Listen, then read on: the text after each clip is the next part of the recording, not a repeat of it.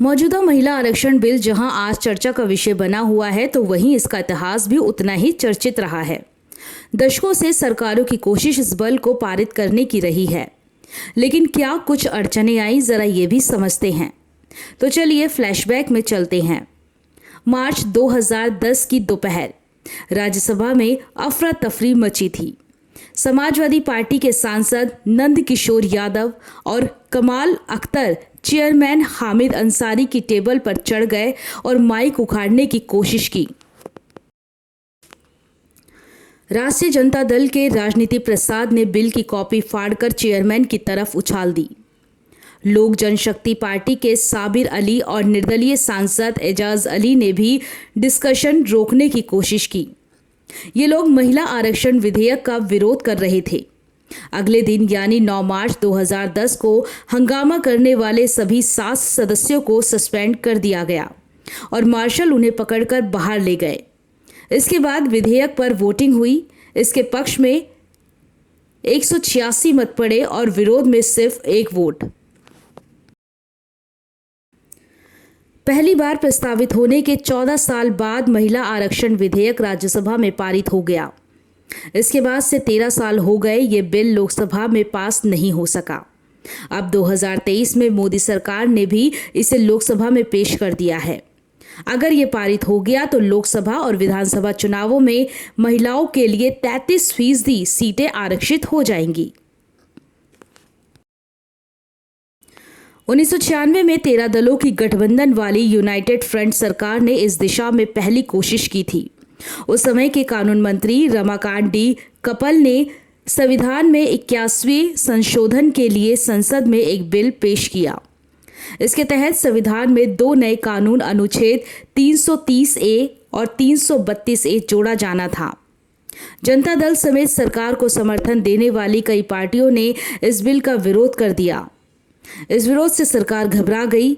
आखिरकार बिल को 31 सांसदों वाले एक संयुक्त समिति के पास विचार करने के लिए भेज दिया गया। लोकसभा और राज्य विधानसभाओं में महिलाओं के लिए सीटों के आरक्षण लागू होने से लेकर सिर्फ 15 साल के लिए होने चाहिए। उसके बाद यह समीक्षा की जाए कि आगे महिलाओं को इस आरक्षण की जरूरत है या नहीं है। जिन राज्यों में अनुसूचित जाति और अनुसूचित जनजाति के लिए 3 से कम सीटों पर आरक्षण लागू है, वहां इसे रोटेशन के आधार पर लागू किया जाए। मान लीजिए ABC 3 आरक्षित सीट है, तो पहली बार A, फिर B और फिर अगली बार C सीट को महिलाओं के लिए आरक्षित किया जाए।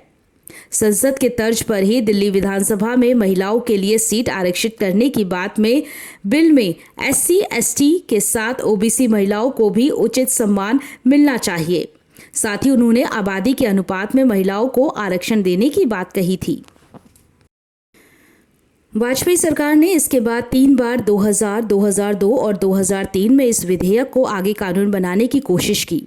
हालांकि हर बार की तरह इन सभी मौकों पर अटल सरकार को कामयाबी नहीं मिली। जुलाई 2003 में बीजेपी नेता मुरली मनोहर जोशी ने इस मुद्दे पर आम सहमति बनाने की कोशिश की। इसके लिए उन्होंने एक सर्वदलीय बैठक बुलाई, लेकिन असफल रहे। इस वजह से विधेयक पास नहीं हो पाया। 2004 में कांग्रेस के नेतृत्व में UPA की सरकार बनी और मनमोहन सिंह प्रधानमंत्री बने। इस वक्त के राष्ट्रपति APJ अब्दुल कलाम ने 2004 में दिए गए अपने संयुक्त संसदीय भाषण में महिलाओं के आरक्षण को लेकर सरकार के कमिटमेंट को दोहराया। UPA सरकार ने 6 मई 2008 को इस बिल को 108वें संविधान संशोधन विधेयक के रूप में राज्यसभा में पेश किया।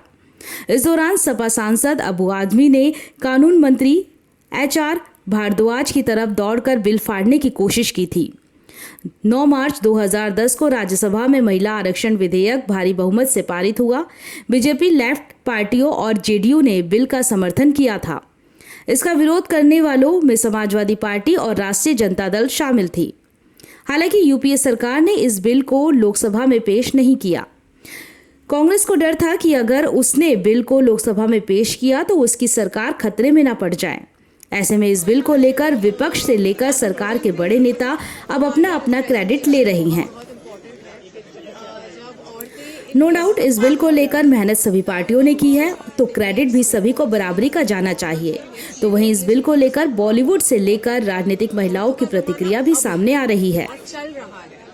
ब्यूरो रिपोर्ट सब लोग TV. Have you seen the full constitution or only the? Huh? Ma'am, Who the asked the copy. question? I asked ma'am. Ma'am, the copy is given to. That was the preamble. You have seen the full constitution No, or ma'am, only preamble. the? अध्यक्ष महोदय, खुद मेरी जिंदगी का यह बहुत मार्मिक क्षण है। पहली दफा स्थानीय निकायों में स्त्री की भागीदारी तय करने वाला संविधान संशोधन मेरे जीवन साथी राजीव गांधी जी ही लाए थे। उन्होंने लाए थे जो राज्यसभा में 7 वोटों से गिर गया था। बाद में प्रधानमंत्री पीवी नरसिम्हा राव जी के नेतृत्व में कांग्रेस सरकार ने ही उसे पारित कराया। आज उसी का नतीजा है कि देश भर के स्थानीय निकायों के जरिए हमारे पास 15 लाख चुनी हुई महिला नेता है। राजीव गांधी जी का सपना अभी तक आधा ही पूरा हुआ है। इस बिल के पारित होने के साथ ही वह पूरा होगा। अध्यक्ष महोदय, कांग्रेस पार्टी इस बिल का समर्थन करती है। बिल पहले ही 2010 में राज्यसभा में हमने पास किया है, लेकिन लोकसभा में वो फेल हुआ किसी कारण। इसीलिए ये कोई नया बिल और नई चीजें नहीं है। अगर वो उसको ही दोहराते तो जल्दी आज तक होता था। और दूसरी चीज, ये सभी लोगों को विश्वास में लेके एक क्लास बाय क्लास बनाना है, डिस्कशन करना है। शायद वो इतनी जल्दी वो नहीं कर पाएंगे, क्योंकि उन्होंने बोला कि नेक्स्ट सेंसस आने तक। उन्होंने ये कहा कि आगे जो सभी सेंसस के देखकर, डिलिमिटेशन देखकर हम as a modern Indian woman हमारे लिए रिप्रेजेंटेशन बहुत इम्पोर्टेंट है। जब औरतें इन प्लेसेस ऑफ पावर होंगी तब डिबेट्स में, पॉलिसीज में, लॉ मेकिंग में फीमेल गेज होगी, जिसका होना बहुत इम्पोर्टेंट है। औरतों का जमाना अब है और चल रहा है। तो जैसा कि मैंने कहा, हमारे लिए बहुत ही ज्यादा गर्व की बात है कि हम हमारे कास्ट के साथ यहाँ आ पाए। बहुत सारी फिल्में आपने ऐसी की है जो कि महिला प्रधान ही फिल्में रही हैं।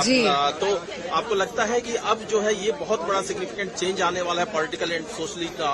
जी बिल्कुल, क्योंकि ये हमारे लीडर्स हैं और जब इनसे मैसेज जाएगी तो ये मैसेज बहुत दूर तक जाएगा कि इक्वालिटी होनी बहुत जरूरी है। औरतों और मर्दों में कोई फर्क नहीं होता, हमें एक ही तरीके से बनाया गया है।